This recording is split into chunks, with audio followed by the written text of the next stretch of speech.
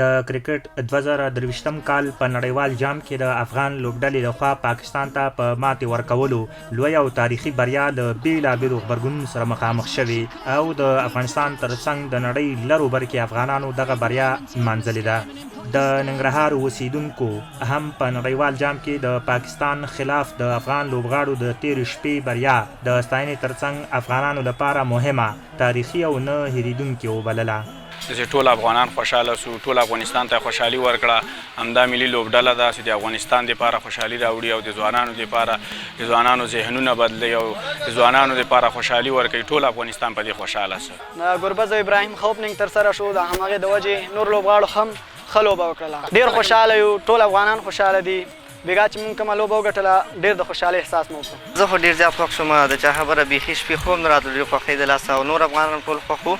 دوی دغه راز غواړي چې د 2023م کال په نړیوال جام راتلونکو لوبو کې د نورو لوبډلو پر وړاندې هم افغان لوبډله ښه وځلیږي او د پاکستان په څیر لوبه وکړي، ځکه لوبې دي چې د ځوانانو ترمنځ ورورولي او یووالی رامنځته کولی شي. دا لوبې چې دي د افغانستان د ځوانانو په منځ کې یووالی، اتحاد او اتفاق دا رامنځته کوي او د افغانستان ملي ټیم د کرکټ البته باید په دې باقي لوبو کې خپل ډېر بریاوې ترلاسه کړي تر څو ټول افغانان ورته خوشحاله اوسي او وهڅوي. هیله ترې لرو، تمه ورته لرو تر څو په آینده کې مو د ښې لوبو کې او انشاءالله بیا هم بریا به راوړي.